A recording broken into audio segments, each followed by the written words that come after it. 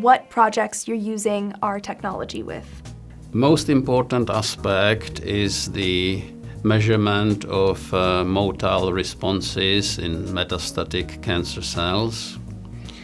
There are two important aspects we follow. This is focused on responses of cells derived from biopsy from patients, which we can analyze within a few days from being taken out of the patient, and see the responses to drugs which the oncologist would consider.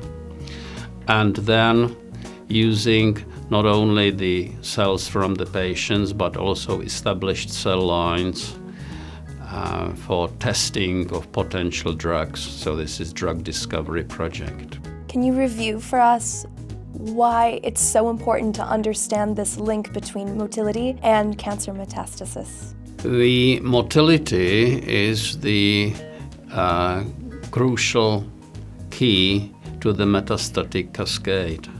Whatever genetic changes the cells may undergo or epigenetic changes in protein expression, these changes always result in active cell motility.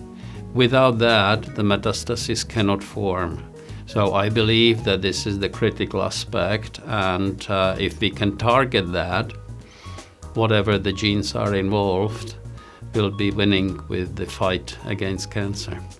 Do you combine quantitative phase imaging with other imaging techniques?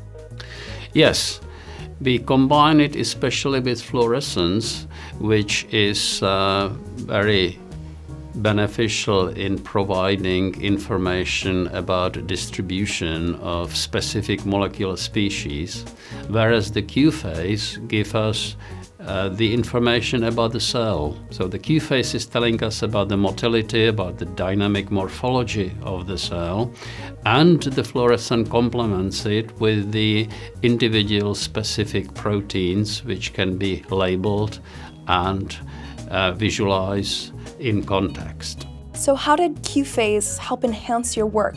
It's mainly in its highly quantitative aspects, where we can see the heterogeneity of the cells, can exactly measure the motile responses to treatments, whether it's genetic or drugs. What is this video showing that you took using Q phase? This is a playback from a time-lapse recording with HT1080 human fibrosarcoma cells in culture. We can see individual cells moving around, and some of them are dividing. The color coding is calibrated in picograms per micrometer square. So the hot red colors is the highest density of dry material. The scale bar at the right bottom here represents 100 micrometers. So the whole field is about 600 micrometers, so it's like half a millimeter wide. In the left-hand side graph, we see the growth curves. So it's the integrated mass in individual cells as they are growing, increasing in mass in time, and from this we can derive how rapidly they grow, even in shorter period of time, although here we recorded them for 25 hours.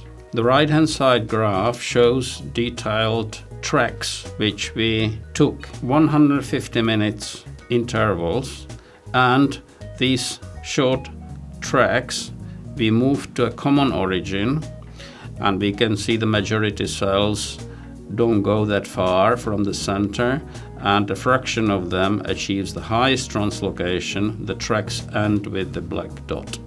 What kind of researchers would you recommend the Q phase to? To any researcher aiming for measuring behavior of cells in culture, where they would be interested in the heterogeneity of cells, intact cells, without labeling and without significant phototoxicity. The cells can be of any origin. We also experimented, for example, with cells derived from plants.